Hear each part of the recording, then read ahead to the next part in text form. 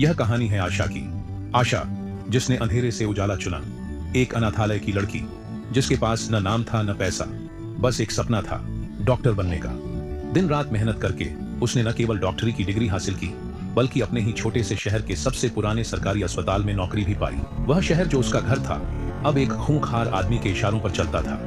नाम था उसका वीर प्रताप सिंह। वीर प्रताप, जिसकी दौलत और ताकत ने पुलिस और राजनेताओं की जुबान सिल दी थी। वीर प्रताप का आतंक अस्पताल तक पहुंच गया। वह गरीबों के इलाज में रुकावट डालता, जरूरी दवाएं चोरी करवाता और अस्पताल की जमीन पर कब्जा करना चाहता था। आशा ने उसे रोकने की कोशिश की। एक रात वीर प्रताप के गुंडे एक घायल गरीब मरीज को अस्पताल से जबरदस्ती उठा ले गए। क्योंकि उस गरीब ने वीर प्रताप के खिलाफ आवाज उठाई थी, आशा ने चीखकर उन्हें रोकने की कोशिश की, लेकिन उसे भी धमकी दी गई।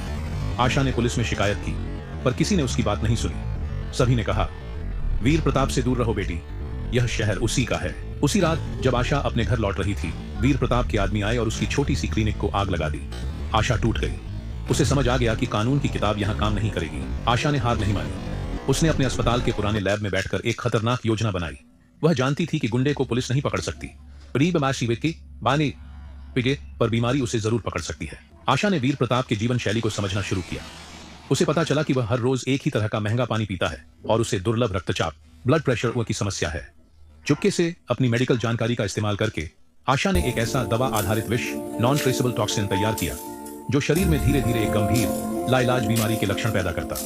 यह विष किसी भी फॉरेंसिक टेस्ट में पकड़ा नहीं जा सकता था, क्योंकि यह प्राकृतिक बीमारी जैसा दिखता। एक दिन वीर प्रताप सिंह अस्पताल में चेकअप के लिए आया। यह मौका था। आशा ने बड़ी सफाई से वह विष उसके पसंदीदा महंगे पानी में मिला दिया। अगले कुछ हफ्तों में वीर प्रताप की तबीयत बिगड़ने लगी। उसके शरीर के अंग धीरे धीरे जवाब देने लगे। वह अस्पताल में भर्ती हुआ। बड़े बड़े डॉक्टर आए, टेस्ट हुए, पर कोई भी बीमारी पकड़ नहीं पाया। हर रिपोर्ट में यही आता कि यह एक दुर्लभ और प्राकृतिक बीमारी है। वीर प्रताप अपनी ताकत और दौलत के बावजूद मौत के दरवाजे पर खड़ा था। एक शाम आशा उसके कमरे में गई। वीर प्रताप अपनी आखिरी सांसें गिन रहा था। पॉज। तुम कौन हो? वीर प्रताप ने लड़खड़ाती आवाज में पूछा। डॉ, आशा ने मुस्कुराकर कहा, मैं वही हूं जिसके मरीजों को तुमने अस्पताल से उठवाया था। मैं वही हूं जिसकी क्लिनिक तुमने जला दी थी। मैं आईपीएस अफसर नहीं हूं वीर प्रताप, मैं एक डॉक्टर हूं, और मैंने तुम्हें उस बीमारी से मारा है जिसे दुनिया का कोई कानून या पुलिस पकड़ नहीं सकती। वीर प्रताप सदमे में चिल्लाया, पर उसके चिल्लाने की आवाज किसी तक नहीं पहुंची। कुछ देर बाद उसकी मौत हो गई।